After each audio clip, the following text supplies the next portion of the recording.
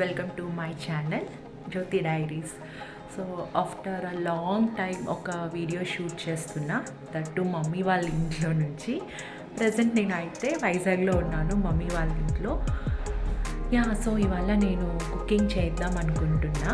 Present అయితే daddy మాల్లో ఉన్నారు, so no non veg. So ఇక్కడ క్లైమేట్ అయితే చాలా బాగుంది, మంచిగా వర్షం పడుతుంది.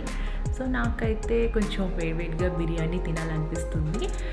So I want to make veg biryani today. So recipe ఎలా ఉంటుందని షేర్ చేస్తాను, చూడండి. సింపుల్గా రెసిపీ ఎలా ఉంటుందో మీతో షేర్ చేద్దాం అనుకుంటున్నా. సో ఆల్మోస్ట్ అందరూ చేసే ప్రాసెస్సే వెజ్ బిర్యానీ, బట్ నా స్టైల్లో నేను ఎలా చేస్తానన్నది చూపిద్దాం అనుకుంటున్నా. So please watch. So first అయితే నేను బిర్యానీకి తీసుకుంటున్న వెజ్జెస్ అన్నీ చూపిస్తా. నేనైతే పుదీనా, కాలీఫ్లవర్, బీట్రూట్, క్యారెట్, బీన్స్, పచ్చిమిర్చి, ఆనియన్, ఇంకా బఠానీ తీసుకున్నాను. సో దీంతో పాటు మనం రిమైనింగ్ వెజ్జెస్ కూడా వేసుకోవచ్చు, లైక్ ఇంకా మీల్ మేకర్ లేదా పొటాటో అలా ఉన్నాయి. ఎవరి ఇష్టానికి తగ్గట్టు వాళ్ళకి, లేదా ఇంట్లో ఏముంటే అవన్నీ లెఫ్ట్ ఓవర్స్ ఉన్నా కూడా మనం వెజ్జీస్లో చేసుకోవచ్చు. సో అలా అని బెండకాయ, వంకాయ మాత్రం వేయొద్దు.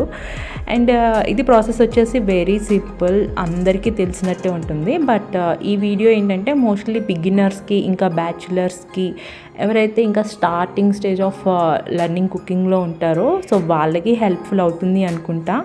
సో నేనైతే ఫస్ట్ ఆయిల్ ఆర్ గీ ఏమన్నా తీసుకోండి, ఇంకా దాంట్లో ఓల్ బిర్యానీ స్పైసెస్ అన్నీ వేసేసి ఆనియన్, పచ్చిమిర్చి ఫస్ట్ వేయాలి. అవి రెండు కొంచెం అలా లైట్గా కుక్ చేసుకున్నాక రిమైనింగ్ వెజ్జెస్ అన్నీ కూడా 1 by 1 వేసుకొని అన్నీ కూడా కొంచెం సాఫ్ట్ కుకింగ్ చేసుకోవాలన్నమాట. తర్వాత నెక్స్ట్ ఇంకా కొత్తిమీర, పుదీనా కూడా వేసేసి ఇప్పుడే నేను జింజర్ గార్లిక్ పేస్ట్ అండ్ టమాటా కూడా వేసుకుంటాను ఒక్కొక్కసారి. సో ఆ రోజు నాకు టమాటో ఫ్లేవర్ వద్దనిపించింది, జింజర్ గార్లిక్ కూడా వద్దనిపించింది, అందుకే ఆ రెండు స్కిప్ చేసేసా.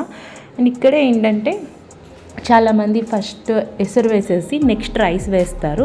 సో నేనంటే ఫస్ట్ రైస్ వేస్తాను, రైస్ వేసి ఒక 2 minutes అలా కొంచెం కుక్ చేసి అప్పుడు ఎసరు వేస్తాను. నాకెందుకో ఆ ఫ్లేవర్ నచ్చుతుంది, బాగుంటుంది అనిపిస్తుంది.